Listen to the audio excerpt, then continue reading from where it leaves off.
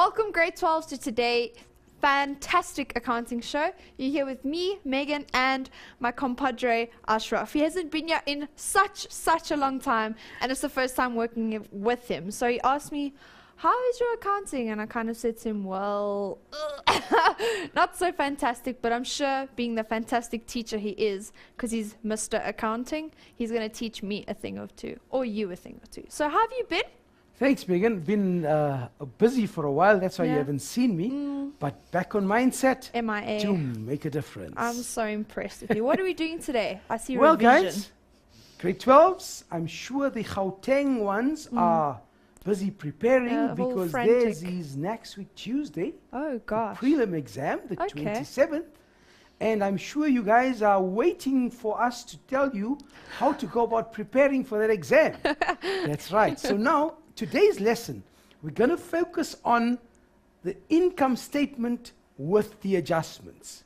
Now, you're going to see, we're going to take you through specific adjustments, and we want you to concentrate on what we are doing. Okay, well, let me just tell you where to find information that I'll be posting on behalf of my friend Ashraf.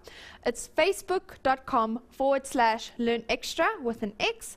And as well, the notes that he and I are going to be going through right now is mindset.co.za/learnextra, or on Twitter, which is @learnextra. So let's get right into it. Thanks, Megan. Okay, guys, remember what we said.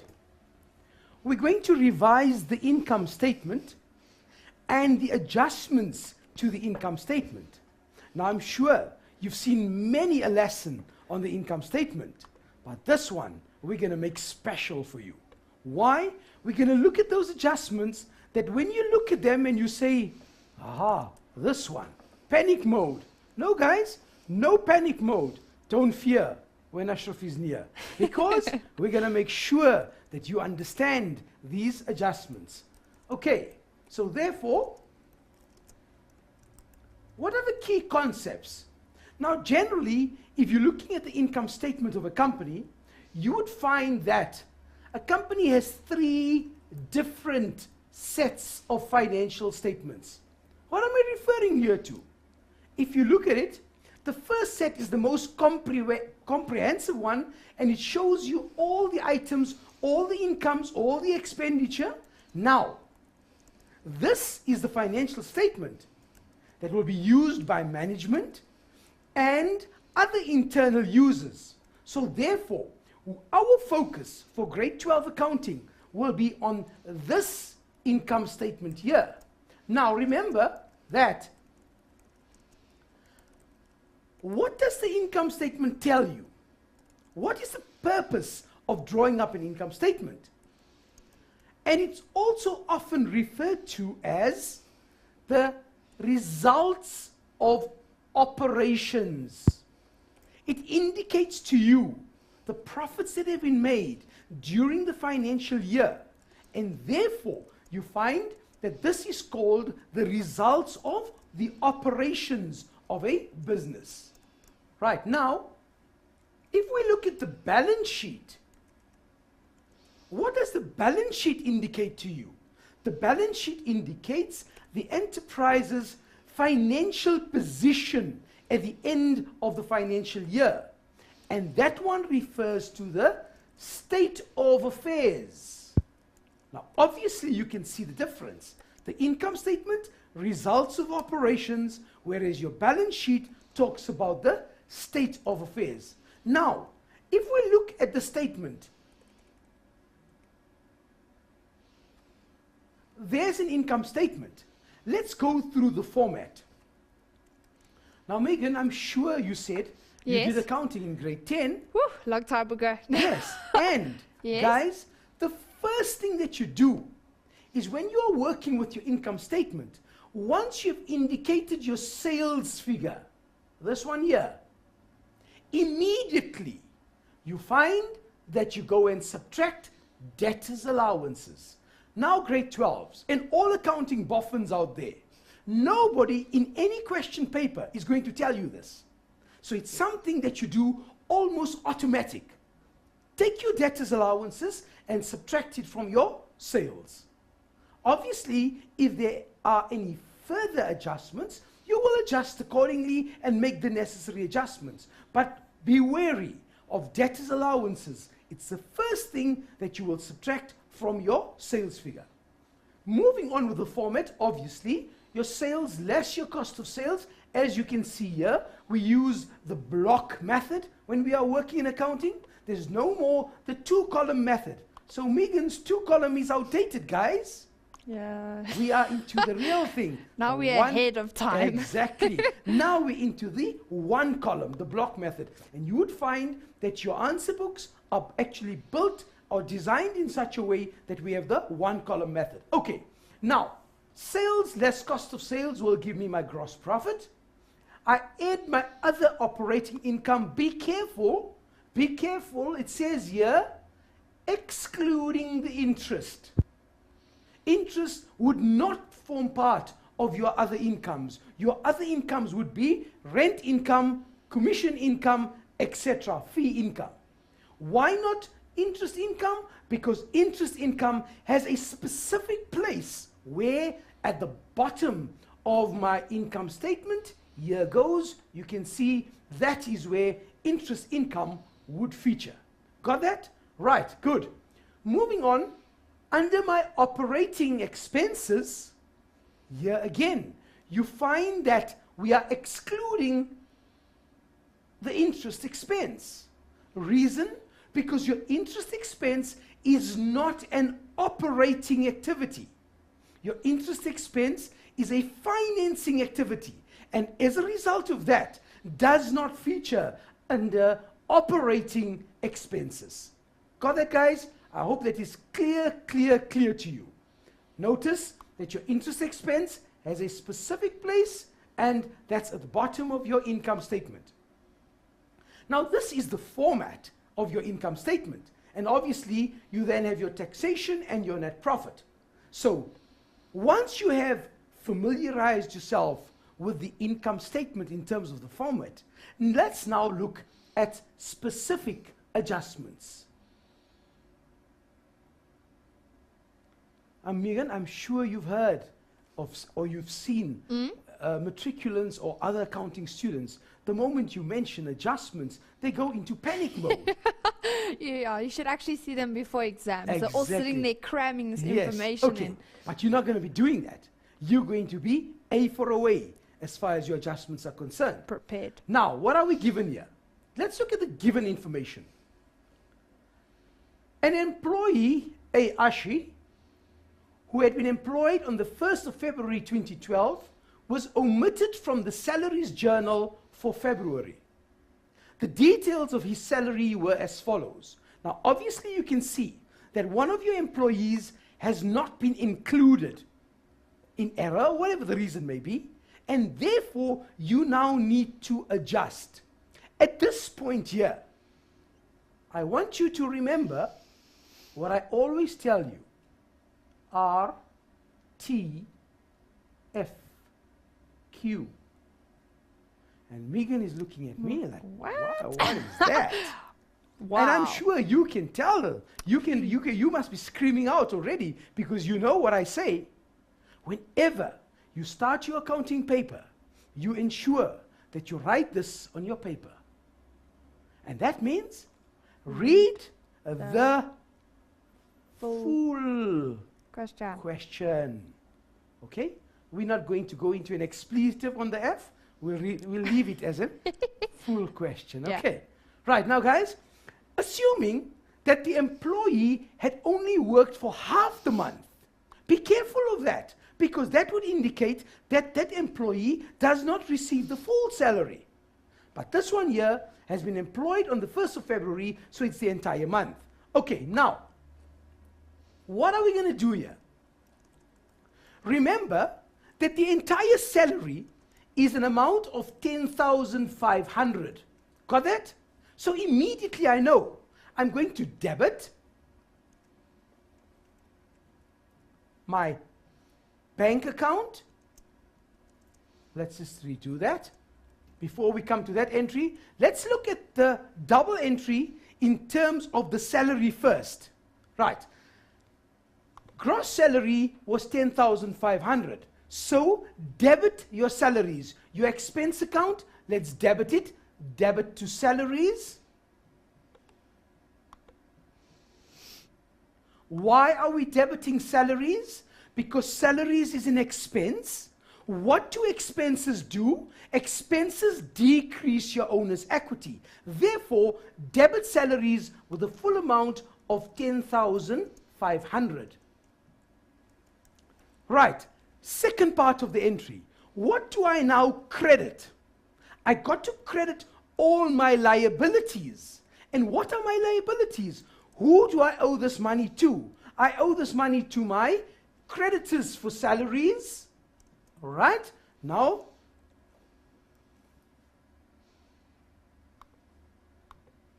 okay, which one? Okay, let's just carry on with this here. Right, guys, in terms of the creditors for salaries, you got to ask yourself, what do I owe my employees? In other words, you will see that I owe SARS some amount of money.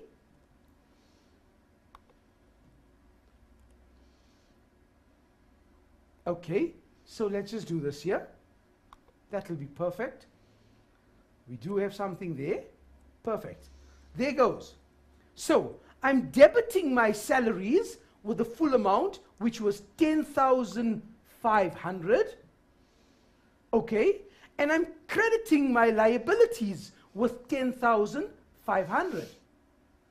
Now, although I've combined my liabilities into one amount here, the 10,500, you can see that my liabilities are what?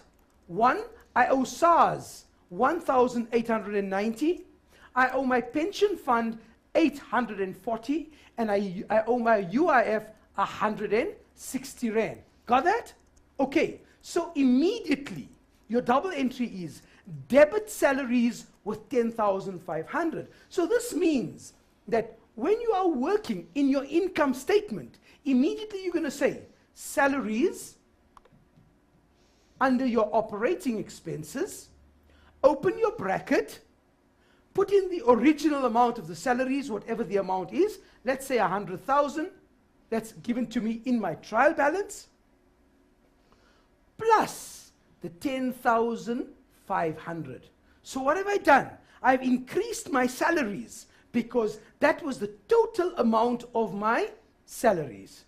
Okay, now let's just go back and look at something else here. We are told that we also contribute. Now my contributions is a perk. It's an extra to my employees. In other words, I have also contributed 420 plus 80. If we add those two figures together, will give me an amount of 500 Rand. What is the 500 Rand? The 500 Rand would be part of my contributions on behalf of my employees. Another expense to us. Now be careful. Watch what the question says. The question will direct you. If it tells you that the contributions form part of salaries, therefore you will now debit salaries with a further 500 Rand and credit your liabilities once again with the 500. In other words, if I ask you a very basic and a simple question, what was my total expense in respect of salaries for this particular employee? What would you say? Definitely it would be the 10,500, which was your gross salary, as you can see it there, plus the 500 Rand as part of our contributions. In other words, note that in my salaries, it's not only the 10,500, but I need to add a further 500 Rand, which is my contributions, and therefore my final figure would be the 100,000, which was appearing in my trial balance, plus the gross salary of 10,500, plus my contributions of 500 to give me a figure of 100,000 plus 11,000 will give me 111,000 as my final figure.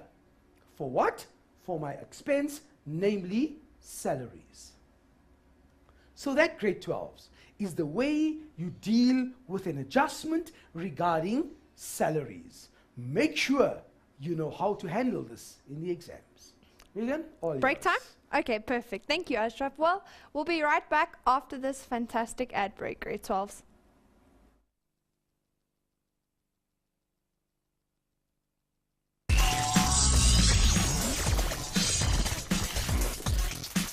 Welcome back, grade 12s. Hope you had a good ad break.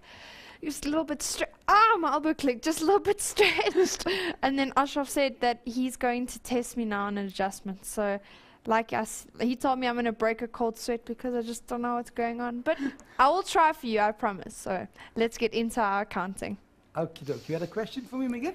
Oh, yes. Okay, let me tell you. I really wish there's like a capital letter in your name, so I'm not going to try to pronounce it, but she says, why do you minus or subtract the debtor's allowance? Okay, good question. Remember that in your income statement, you want to reflect net sales, right? And the only way you can reflect net sales is by subtracting your debtor's allowances. Remember, when your debtors returned goods to you, or they were given an allowance, this means that your sales amount is actually decreasing. And that's the reason, guys, we subtract our debtors' allowances from our sales. Perfect. Thank you. Thank you. Okay, So guys, and thank you for welcoming me back. It's a pleasure to be back. I am enjoying it. Perfect. Thanks. It's a pleasure to Okay, have guys, you back. next adjustment. Let's hit the road. The adjustment for rent income. Okay, I'm sure you've seen this adjustment in many a past paper. Watch it. The rent income was increased by 900 Rand per month from the 1st of November 2011.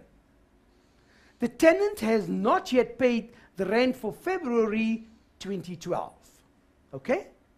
Now, if there was no increase or decrease in your rental, then it's a boring adjustment. Because all that you do is you just take the figure and divide it by 11. But you don't want boring stuff. You want interesting stuff, isn't it? So what are we going to do? Here goes. Watch what we do. Step number 1. In your calculation, you say, the rent has increased from the 1st of November. So now, November, December, and January is 3 months. Therefore, 900 times 3 will give you the amount by which your rental increased. Got that? So first, level the playing fields. Take out the increased amount so that what are you doing now? You are now making all the months equal. Right. So that's the first step. Number 2, take the given figure of 200,700 Rand and take away the increased amount. Subtract it. There it is. Okay? And once you've done that, you are now left with 198,000. And the 198,000 grade 12s is now representative of 11 months. Remember, why can I now divide by 11? Because what I've done is I've taken out the increase, made them all equal, and now by them being equal, I can now divide by 11 to get the original amount prior to the increase. Voila, 18,000 Rand. And now, we say, fine, there's 1 month of rental outstanding. Now, the rental that is outstanding, obviously, is the rental with the increase. Therefore, 18,000 plus the 900 will give me my rental income figure of 18,900. Got it? Sure? You understand it? Let me recap. 1. Remove the increase. And how did we calculate the increase? We calculated the increase by taking the amount of the increase, which was 900, for when? For 3 months. Why 3 months? The rental increased in November, so it's November, December, January. Okay, and that will then give me the 2,700. Now take out the 2,700 out of your rent income. Why is that? To level the playing fields, to make all the months equal. Done that? Giving me a figure of 18,000. I can now divide by 11 because that's the number of months of rental that I have received. Okay, coming to the income statement. What will I now do in my income statement? This is what I'll do. Take my original figure from my trial balance, which was 200,700 Rand. What's my double entry? Have you identified your two accounts involved in this adjustment? The two accounts involved are accrued income and rent income. Accrued income, why accrued? The rent is due to us, we must still receive it. And the income account is my rent income. So in terms of my double entry, if I look at the quick T account, just to explain this to you very carefully. So, what are we saying? We are saying that I'm going to debit my accrued income with an amount of 18,900. Watch my rent income account. My rent income account has on the credit side an amount of 200,700, right? And now I'm crediting my rent income with an amount of 18,900. Now, if that is on the credit side, in accounting, we all know this. What is it? What is it that we know? That when you make an entry on the same side, you are adding, you are increasing that amount. Okay, therefore, notice the 200,000 plus the 200,700 plus the 18,900 will now give me my final rent income figure as it appears in my income statement of 219,600. Megan, in terms of the mark allocation, and this is where I want to stress, guys, what you've seen me doing here in terms of the T accounts is purely optional. Optional, guys. You do it, great. If you don't do it, no problem. No fuss. No marks. No marks. However, this figures that are appearing in brackets, it is critical that you show your calculations in the exams. We want you to pass. We want you to get an A in accounting. And that is why we are saying, watch the mark allocation. 1, okay, just for stating an amount that was given to you already. Adjustment may carry 1, 2, 3 marks. Ish. And, yes, ish. Ish. Ish. Famous South African word, eh? Perfect for Ish. this. And watch this one here. You get here a method mark. Let's assume, worst case scenario, you get this wrong. You will still get 1, 2 out of a possible 5 marks. So what are we saying? Show your calculations. I'm begging. I can even go on my knees. Pleading. Pleading. Please make sure that you show all calculations in brackets. Got it, guys? Got it. Megan? Yeah. Right on. Let's move on. Okay. Next adjustment. We are told here that a debtor who owes us 32,000 Rand has been declared insolvent, right? His estate paid out 40 cents in the Rand. So he owed us, now watch how you go about, when you're reading the adjustment, extract important information. He owes us 32,000, important information. Has been declared insolvent, okay? His estate paid 40 cents in the Rand. And this has been correctly recorded. In other words, guys, we've received the 40 cents. We have received the 40 cents and we've recorded it. It's done and dusted. However, the remaining balance must be written off as irrecoverable. How are we going to do this? Very simple. Watch this here. For every 1 Rand that he was owing us, we were receiving 40 cents in the Rand. Therefore, if you take your 32,000, right, multiply this by comma 4, right? Let's do that. It's our 32,000 times, comma 4 is equal to 12,800. That means we have received an amount of 12,800. That's the money that we have received already.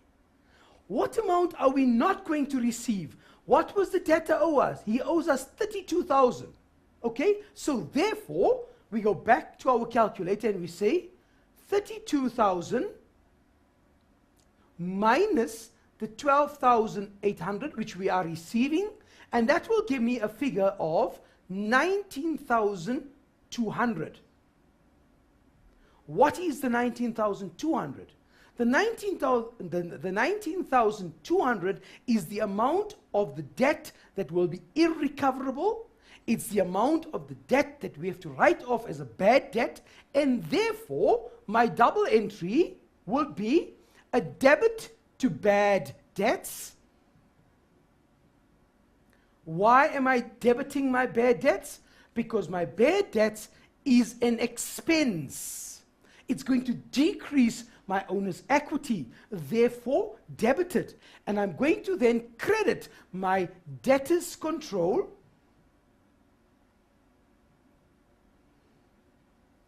with 19,200. Now remember this.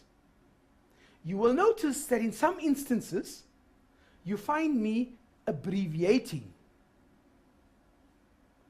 You are not allowed to abbreviate in the exams. Megan, I have a license to abbreviate. If you want to check it out during the ad break, I'll show it to you. I have a license to abbreviate. You do not have that license as yet. So therefore, you will make sure that you write out, don't go and lose marks unnecessarily. So write it out in full. Okay, let's go on to the next adjustment. They can only write it in abbreviations when they become like you. Yes. Like Mr. Accountant. Thank you, Megan. Okay, guys, this is an adjustment that I've had so many requests for, that please explain to us the concept of the capitalization of interest. Very simple, guys. Very, very simple. If you just apply procedure. What is my procedure here? Watch. The easiest way of doing this here is to open up your T account and watch my detail. So this is my loan account, and let's have a look at the adjustment. Let's just read it. It tells you there, the loan statement from Shides Bank reflected the following. The balance at the beginning of the financial year, 300,000. Okay, so therefore, we're saying loan opening balance, 300,000. Step number 1, insert your opening balance, which we've done. Step number 2, repayments during the year. Repayments during the year amounted to 156,000. Therefore, in my loan account, I've got here 156,000. Remember that that is my bank figure. That's the amount that has been paid. Okay? Step number 3. The interest that is capitalized is a question mark. So, Megan, when you see a question mark, do you start crying? No. You don't. You don't panic, guys, because all that the examiner wants to see is, do you know how to calculate that figure? That's all that it means. So therefore, we find that our balance at the end of the year is 180,000. Now watch this here. This is my balance at the end of the year. Now you're asking yourself, has Ashraf lost his marbles? Why is he putting it on the debit side? Confused. It's a loan account. No, guys, this is my balance that I'm going to bring down at the end of the next year on the credit side. So this is my balance carried down to become my balance brought down. Okay, so what have I done? I've inserted my opening balance. I've inserted my repayments, all from the given information. I've inserted my balance at the end of the financial year, the 180,000. Okay, but watch this. Don't you stray or go away, because the juicy part comes after the break. Afterwards. Okay, no problem. We'll see you matrix right after this break.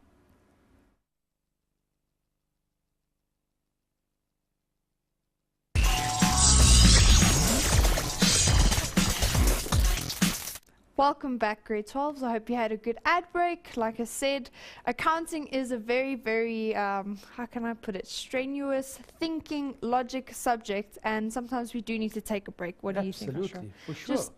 Just think about it carefully, and now we're ready to get right back into the game with Ashraf and myself in this fantastic accounting lesson.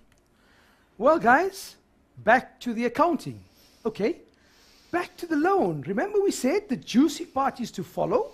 You are looking for the interest that needs to be capitalized. And very simple. Just a quick recap. You've got the opening balance. You've got the closing balance. You've got the amount that you've repaid for the year.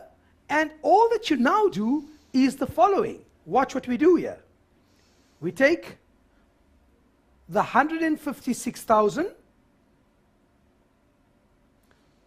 plus the 180,000, okay, which is equal to that, minus from it the opening balance, which was 300,000 and 36,000.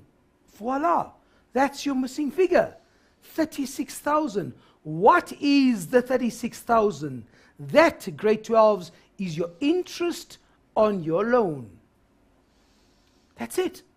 So remember now that whenever you are faced with an adjustment of this nature, follow procedure. And what is the procedure? Slot in your opening balance, slot in your opening balance, slot in your closing balance, slot in your repayments for the year, and that would then give you your missing figure. In this case here, the amount was 36,000 Rand. There goes.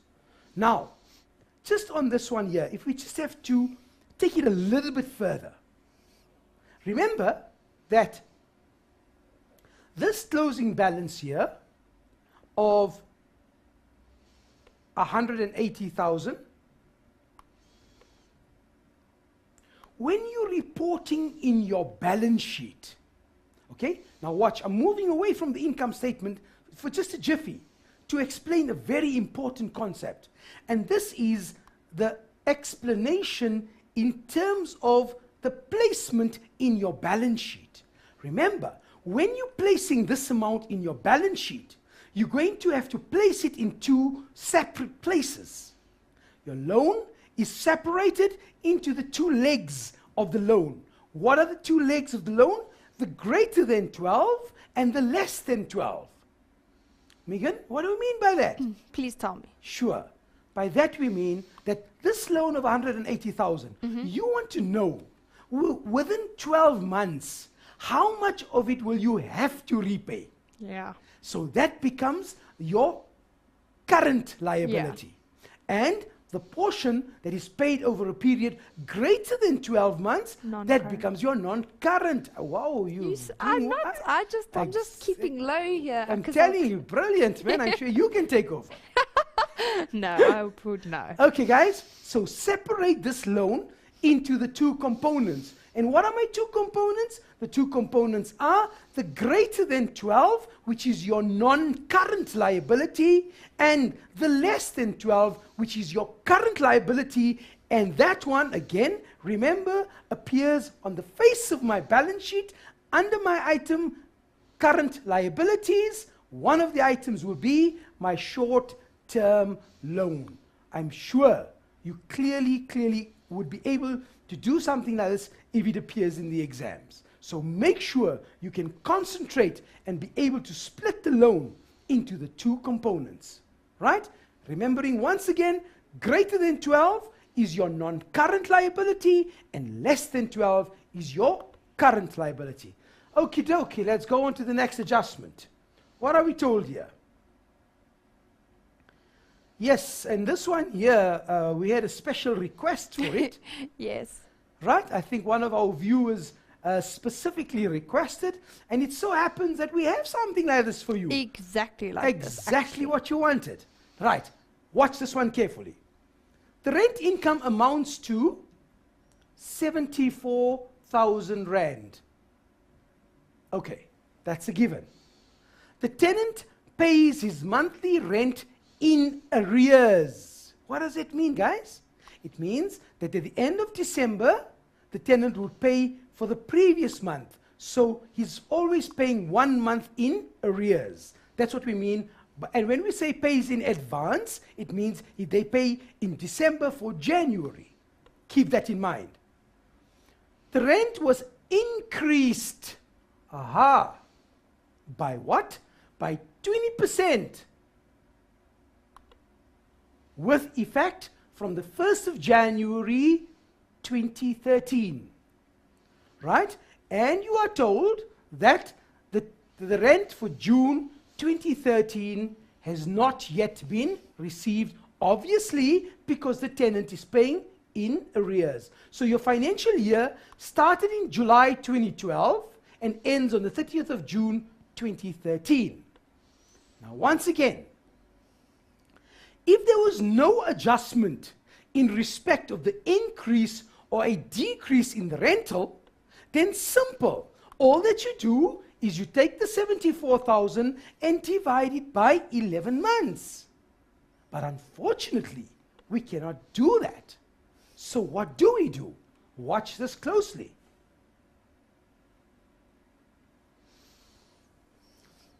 Look at the method. And I promise you, once you understand the method, it will make your life so easy. And I have to say this. Mm. This method was taught to me by one of my learners. Oh, wow. We should Many actually years make like ago. an acronym from it. LNMM. Yes. Many years ago, though, but once she came up to me and she said, "Sir, is it possible to do it this way?" And I said, "Let me have a look at it." And I looked at it and I said, "You know what? That's brilliant. I never ever thought it could be done this way." Mm. And now you've taught And it now, forever. and that must have been close on to, I'm not going to tell you, I'm teaching. Okay, let's carry on. Okay, let's carry on. So what we're going to do is, let the old rental be equal to 100. We don't know what it was. All that we know is that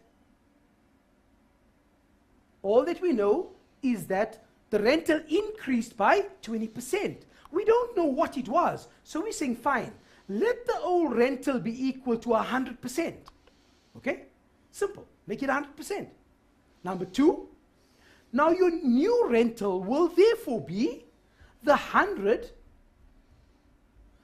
plus the 20. The 100 plus the increase of 20 will give me my new rental. Therefore, that is equal to 120. So the old rental is equal to 100, and the new rental is equal to 120. Now, let's separate the months into what? Into old and new. So, how many months of old rental did we have? Let's look at it. If our financial year started on the 1st of July, that means July, August, September, October, November, and December. Okay, is that right? 6 months. So, this means, therefore, that the number of old months would be 6 months, which was subjected to the old rental, and therefore, the rent was increased with effect from the 1st of January. So we go January, February, March, April, May. 5 months of the new rental. And so, before we come, let me just explain that 600 once again, just to get clarity on that. Where did the 600 come from? We said 100 times how many months? 6 months times the 6 will be equal to 600. Okay, so you now know exactly where the 600 came from. The number of old months was 6 months times the 100 to give me 600. Now we come to the months on the new rental. Right, what was the new rental? Let's do the new rental now. We said it increased on the 1st of January. So January, February, March, April, May. 5 months. And watch this here. 5 times. What was the new rental? The new rental was 120. So 5 times 120 would give me 600 as well. Don't assume that these two figures will always be the same. It's just coincidental in this particular calculation that it happens to be the same. Right, so this is now in terms of the calculation that we are completing. What can we now say? That the total is 1,200. Where does the 1,200 come from? It comes from the 600 of the old rental and the 600 on the new rental. Add those two components together and that will give you a figure of 1,200. Okie dokes, let's move on. So my 1,200 that I've calculated is equal to, what was the value of my rent income? 74,000 Rand. 74,000 Rand. Look at the equation that I've drawn up here. I've accommodated for all the months in terms of the 100 plus the 120, right? What I've also done is said now that that 1,200 is equal to the 74,000. What am I looking for? What is it that I want to calculate? I want to calculate the 1 month, which is it a 100 month?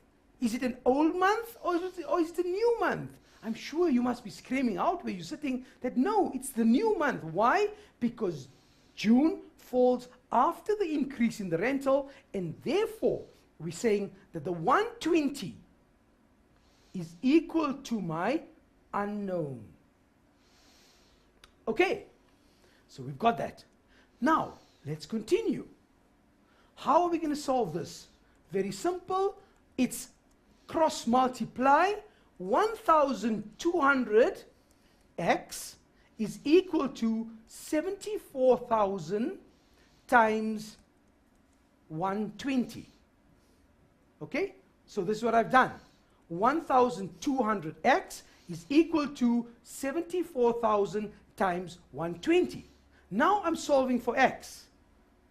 Megan, I'm sure you've done maths. Yes. And we can simply solve for x, can't we? Divide x by would therefore be 200. equal to that amount divided by 1,200. See? Let's do that. I just need a calculator. 'cause Okay. Ish. So it's 74,000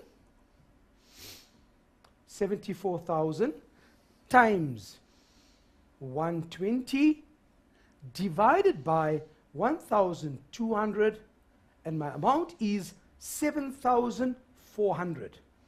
My x here is equal to 7,400. Now, grade 12s, what have you done? You have calculated the rental that you're supposed to receive for the month of June in terms of what is it? It was 120 month, and therefore the outstanding amount of rent is 7,400. Now, this is going to appear in my income statement. And how will it appear in my income statement? Watch this. We said 74,000, open your bracket. Open your bracket, 74,000. Remember, that's the given figure. That's the amount that appeared in my adjustment for rent income. Where was it? There it is. That's your 74,000 that was given to you. Okay, what do we do with it? Now, there's an amount outstanding of 7,400. Therefore, plus 7,400, and let's close our bracket, plus 74,000 And that gives me an amount of 81,400. This year, your 81,400, let's put it here, 81,400 is the final figure that's going to appear in your income statement. So, thank you for asking the question, because you find that this type of an adjustment requires a little bit of understanding, and also just put your mind to it. Follow the steps, and I'm sure you'll ace it in the accounting exam. Remember what else? It's also important that look at the question and see what is required of you. In this case here, your double entry, once again, a debit to accrued income, a credit to my rent income, and therefore, by crediting rent income, what are we doing? We are increasing it. Therefore, the 81,400 is my final figure. Wow.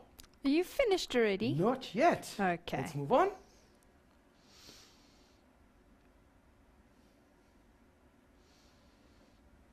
When it comes to packing materials, very, very interesting section. Why do I say that?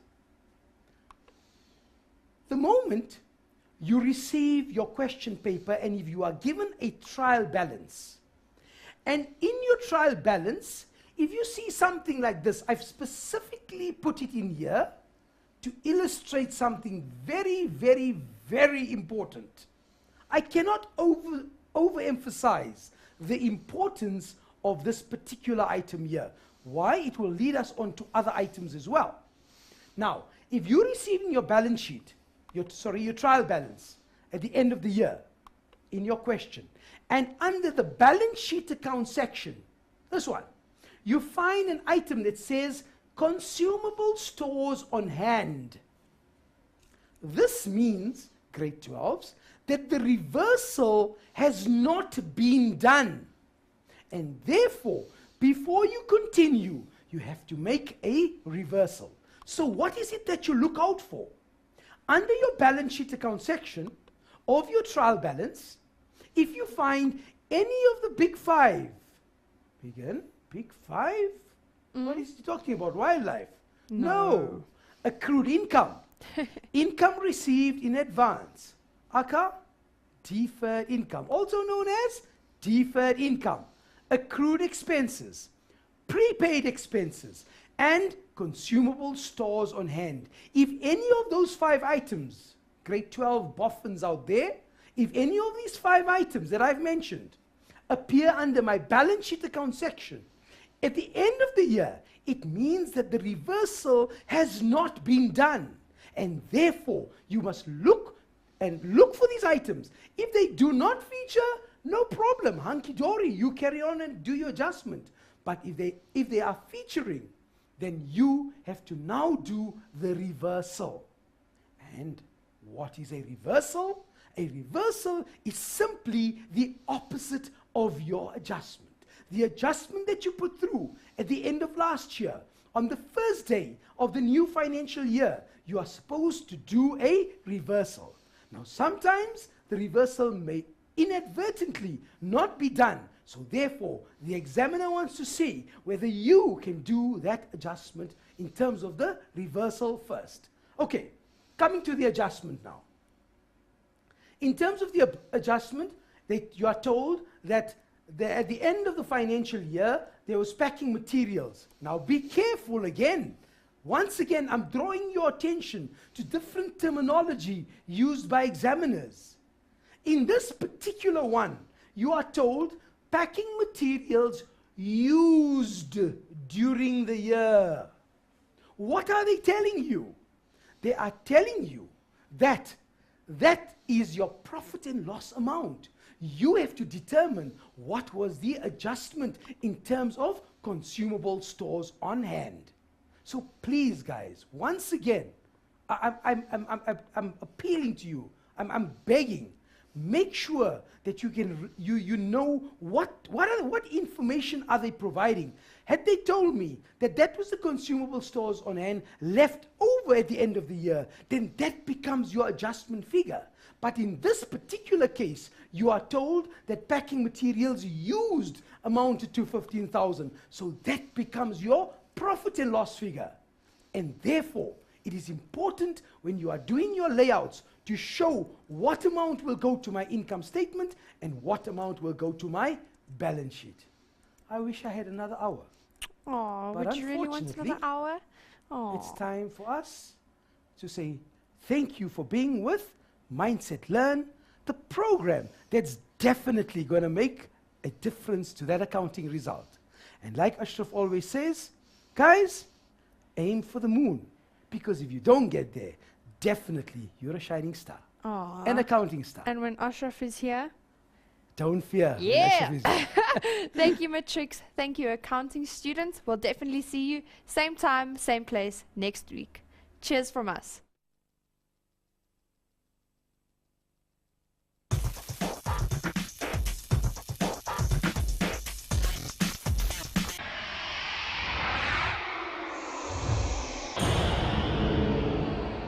Operations of a business. Right, now, if we look at the balance sheet, what does the balance sheet indicate to you? The balance sheet indicates the enterprise's financial position at the end of the financial year. And that one refers to the state of affairs. Now, obviously, you can see the difference. The income statement, results of operations, whereas your balance sheet talks about the state of affairs. Now, if we look at the statement, there's an income statement. Let's go through the format.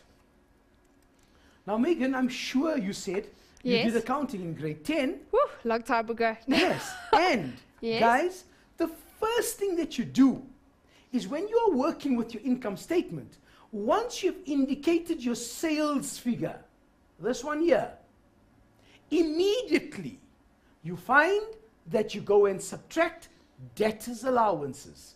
Now, grade 12s and all accounting boffins out there, nobody in any question paper is going to tell you this. So it's something that you do almost automatic. Take your debtors' allowances and subtract it from your sales.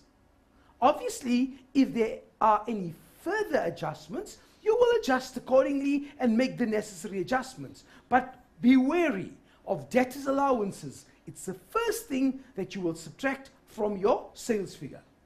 Moving on with the format, obviously, your sales less your cost of sales. As you can see here, we use the block method when we are working in accounting.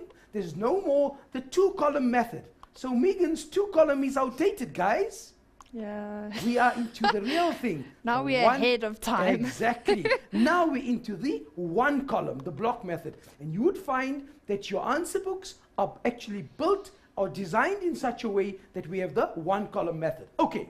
Now, sales less cost of sales will give me my gross profit. I add my other operating income. Be careful. Be careful. It says here, excluding the interest. Interest would not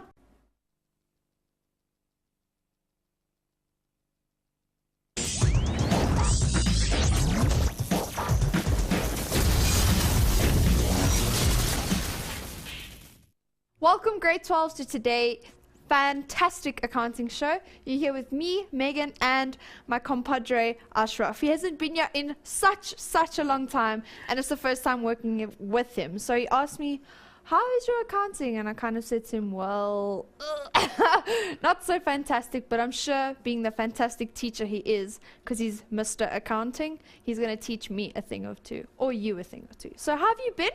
Thanks, Megan. Been busy for a while. That's why you Yeah. haven't seen me. But back on mindset to MIA. make a difference. I'm so impressed with you. What are we doing today? I see well, revision. guys, grade 12s, I'm sure the Gauteng ones are busy preparing All because frantic. theirs is next week, Tuesday. Oh gosh. Prelim exam, the Okay. 27th. And I'm sure you guys are waiting for us to tell you how to go about preparing for that exam. That's right. So now, today's lesson, we're going to focus on the income statement with the adjustments. Now, you're going to see we're going to take you through specific adjustments, and we want you to concentrate on what we are doing. Okay, well, let me just tell you where to find information that I'll be posting on behalf of my friend Ashraf. It's facebook.com/learnextra with an X. And as well, the notes that he and I are going to be going through right now is mindset.co.za/learnextra, or on Twitter, which is @learnextra. So let's get right into it. Thanks, Megan. Okay, guys, remember what we said. We're going to revise the income statement and the adjustments to the income statement. Now, I'm sure you've seen many a lesson on the income statement, but this one we're going to make special for you. Why? We're going to look at those adjustments that when you look at them and you say, aha, this one, panic mode. No, guys, no panic mode. Don't fear when Ashraf is near, because we're going to make sure that you understand these adjustments. Okay, so therefore, what are the key concepts? Now, generally, if you're looking at the income statement of a company, you would find that a company has 3 different sets of financial statements. What am I referring here to? If you look at it, the first set is the most comprehensive one, and it shows you all the items, all the incomes, all the expenditure. Now, this is the financial statement that will be used by management and other internal users. So therefore, our focus for grade 12 accounting will be on this income statement here. Now remember that, what does the income statement tell you? What is the purpose of drawing up an income statement? And it's also often referred to as the results of operations. It indicates to you the profits that have been made during the financial year, and therefore you find that this is called the results of the operations.